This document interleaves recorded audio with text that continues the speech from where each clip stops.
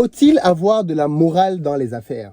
C'est une question très importante. Faut-il avoir de l'éthique? Moi, je pense que oui, bien évidemment, même si la définition de la morale et de l'éthique n'est pas la même pour tout le monde, mais je pense qu'il faut avoir de la morale et de l'éthique. Malheureusement, quand on fait du business, beaucoup de personnes autour de nous ne l'ont pas. Et croyez-moi, pour avoir un peu d'expérience aujourd'hui, c'est parfois les gens que tu ne soupçonnes pas qui en ont le moins possible. Au début, quand ils veulent travailler avec toi, ils sont doux comme des agneaux, te présentent leur meilleur visage, et puis un peu plus tard, ils deviennent des panthères féroces qui sont prêtes à tout, quitte à même t'éliminer toi, pour avoir ce qu'ils veulent, l'argent. Je connais beaucoup de personnes comme ça dans notre communauté qui sont réellement des assassins en col blanc, que l'on voit marcher dans la rue, mais en fait des gens hyper malhonnêtes. Mais bon, bref, peut-être que plus tard je vous ferai des vidéos pour vous révéler certaines histoires, pour que vous voyez un peu comment les gens dans notre communauté fonctionnent, quoi. Enfin, c'est pas que dans la communauté, de manière générale.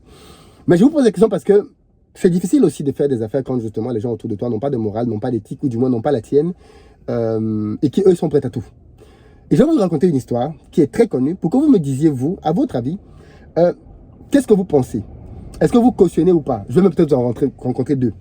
Des histoires qui concernent la vie de Bernard Tapie. Ceux qui ne connaissent pas Bernard Tapie, c'est un entrepreneur français, un homme qui a touché à tout et qui a pratiquement tout réussi dans sa vie, qui vient de décéder. C'est un homme qui clive. Voilà, c'est quelqu'un, soit tu es pour lui, soit tu es contre lui, mais c'est quelqu'un qui ne laisse pas indifférent, ça c'est sûr. Et Bernard Tapie a eu pas mal de dossiers dans sa vie. Je veux que l'on parle de deux dossiers. Principalement un, le dossier Adidas. Dites-moi ce que vous pensez clairement de ce qui s'est passé dans cette affaire. Bernard Tapie contre Adidas. Enfin non, pas avec Adidas, avec le Crédit Lyonnais. À cette époque-là, Bernard Tapie, il faut bien comprendre le contexte en fait. Hein. C'est quelqu'un qui s'est lancé dans les affaires avec une spécialité qui était simple. Il achetait des boîtes en difficulté, il les redressait et il les revendait. C'est-à-dire que toi, tu as ta boîte, les choses ne vont pas bien pour toi. Bernard Tapie vient avec son équipe et notamment son pote avocat Jean-Luc Borloo, je crois. Et les deux, ils analysent ton business. Ils analysent pour voir si ton business est en train de tomber en faillite à cause de la gestion ou parce qu'il n'y a pas de marché. Quand ils se rendent compte que c'est à cause de la gestion, boum, ils rachètent ton business, ils le redressent et derrière, ils le revendent. Et voilà comment est-ce qu'ils commencent. Et pour pouvoir faire ces opérations d'achat, ils ont besoin d'avoir une banque avec eux. Et cette banque-là, donc c'est le Crédit Lyonnais. Donc ils travaillent ensemble pendant de très longues années, pendant pratiquement 20 ans, avant que l'histoire d'Adidas n'arrive. Alors c'est quoi l'histoire d'Adidas? Eh bien l'histoire d'Adidas, qui est très connue aujourd'hui, je vais vous la raconter de manière très basique. Hein. Imaginez que vous preniez un crédit à la banque, ok, pour acheter une maison. Ok? Et c'est vraiment ça qui s'est passé. Hein. Vous prenez un crédit à la banque pour acheter une maison. La maison vous appartient, mais vous devez rembourser à la banque tous les mois un crédit. Au bout d'un certain temps, allez, 10 ans, votre crédit c'est sur 2 ans. Vous remboursez la première année, tous les mois, et la deuxième année c'est chaud. Vous ne parvenez plus à rembourser, vous n'avez pas les moyens de rembourser. Vous allez voir le banquier, vous lui dites, ok, d'accord. J'ai déjà remboursé 1 an, mais là je suis limite, je ne peux pas rembourser la deuxième année. Il faut qu'on trouve un deal. Ok? Et dans ce deal-là, je veux que tu rachètes, je veux que tu m'aides à revendre la maison. La banque te dit, ok, d'accord, on va trouver quelqu'un. Et donc, par exemple, supposons que tu as pris le crédit pour la banque à 200 000 euros. Tu as déjà remboursé 100 000 euros. Il reste 100 000. Donc, la banque va trouver un preneur. Elle trouve un preneur à qui elle revend et elle s'assure pour faire la transaction le même jour. Elle trouve un preneur à qui elle dit, écoute, j'ai une opportunité là, j'ai une maison qu'il faut que tu achètes. Cette maison-là, elle coûte 400 000. Le preneur dit, mais moi, j'ai pas, c'est une belle maison, c'est vrai, mais j'ai pas 400 000. La banque lui dit, ne t'inquiète pas, je vais te financer 400 000. Et la banque revient, te revoit et elle te dit, bon, j'ai trouvé un preneur, il va reprendre la maison pour 200 000. C'est-à-dire que qu'est-ce qui se passe? Moi, de mon point de vue, je me dis, ok, d'accord, l'opération est nulle, le solde est fait. La banque récupère ces 200 000 et elle va me remettre ma partie, hein, ce que j'avais déjà commencé à rembourser. Et surtout derrière, c'est là que c'est intéressant, elle a ses commissions dans l'opération. Elle a récupéré son argent, quoi. Alors qu'en fait, c'est pas ce que la banque a fait. La banque est allée voir quelqu'un d'autre. Elle a vendu la maison au double du prix, chose qu'elle n'a pas le droit de faire d'un point de vue légal. Et derrière, elle a empoché, elle a trouvé un intermédiaire à qui elle a fait racheter la maison au double du prix. Donc la banque s'est vraiment sucrée là-dedans, quoi. C'est un peu ce qui s'est passé entre Bernard Tapie et la vente d'Adidas avec le Crédit Lyonnais. C'est-à-dire que Bernard Tapie allait voir la banque pour lui dire, je ne peux pas rembourser la deuxième année, le crédit est beaucoup trop lourd. Et la banque lui a dit, ok, d'accord, on va t'aider à trouver quelqu'un pour acheter. La banque est allée voir un homme d'affaires très connu, dont je tairai le nom ici. Cet homme d'affaires-là a dit, mais moi, je n'ai pas d'argent pour l'opération, pour acheter Adidas. La banque lui a dit, non, non, t'inquiète pas, on va te financer. Donc, la banque est allée créer des sociétés écrans pour pouvoir permettre à cet homme-là d'acheter Adidas. Et on se demande même pourquoi ils ont fait ça à Tapi. Parce que Tapi, c'est quand même quelqu'un qui bossait depuis 20 ans. Ils ont fait plein d'opérations ensemble.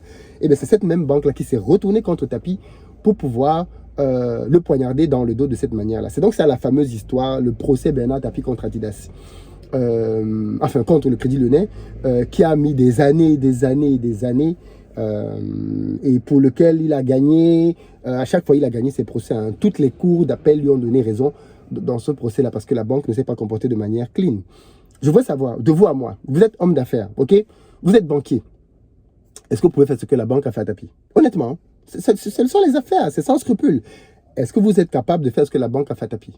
Deuxième cas de figure, maintenant, c'est Tapi lui-même qui est dans le mauvais rôle. Avec Bokassa. Vous connaissez peut-être cette histoire-là. Ouais, Bokassa. Bokassa, au pouvoir, il est chassé. Dans les années 78, 79, quelque chose comme ça. Il est chassé du pouvoir et ça se passe très mal pour lui. Et il a besoin de se relancer. Alors, qu'est-ce qu'il fait? Bernard Tapie va voir Bokassa, il lui dit, écoute, toi, je vois que tu n'es plus au pouvoir, la France t'a à l'œil, ta relation avec Giscard se passe très mal, là, tu es foutu. Clairement, tu es foutu.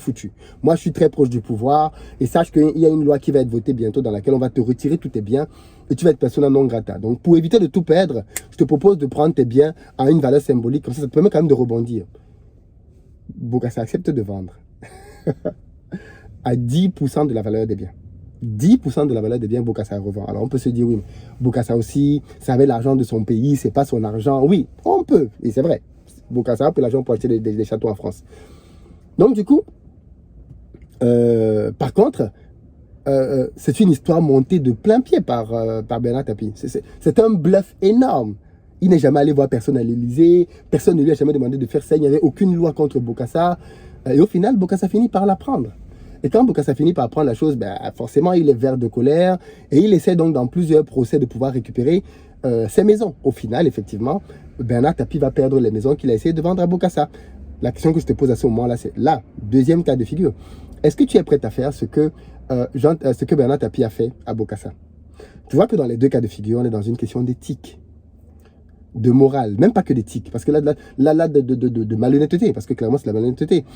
Et je sais que dans le monde des affaires, beaucoup n'ont pas de mal à briser toutes les règles pour réussir.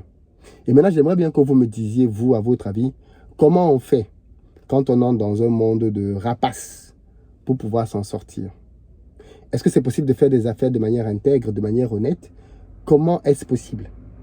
Moi, je suis convaincu que plus tu vas monter haut et plus tu vas être appelé à payer des prix. Et parfois des compromis. Ce n'est pas forcément toujours des compromis illégaux. Mais parfois, ça peut être des compromis éthiques.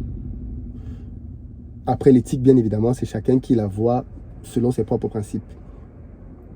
Mais tu vas être appelé à payer des prix. Dangote, par exemple, qu'on connaît tous et dont je parle beaucoup ici, il a payé un prix au niveau de sa vie familiale. Dangote n'est jamais là, il a eu 3 divorces, parce que lui-même, il a dit qu'il n'a pas le temps de s'occuper d'une femme ou de s'occuper d'un mariage.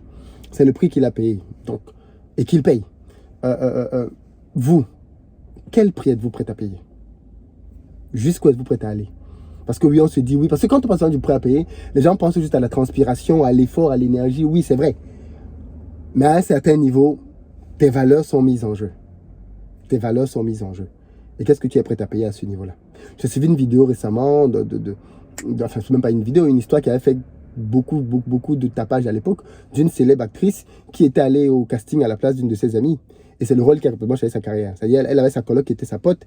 Il y a eu un casting là où on avait retenu 3 personnes. Sa pote était retenue. Quand l'annonce est arrivée, elle a pris l'invitation, elle n'a pas dit à sa pote, elle est partie au casting, elle a été retenue et ce film-là a changé complètement sa carrière. Aujourd'hui, elle est une grande star, sa copine, enfin son ex-copine, je ne sais pas si c'est encore très pote, voilà, a eu des petits rôles toute sa carrière derrière. Est-ce que vous êtes prêts à faire ça? Certains vont dire oui, certains vont dire non. Dites-moi pourquoi dans les commentaires.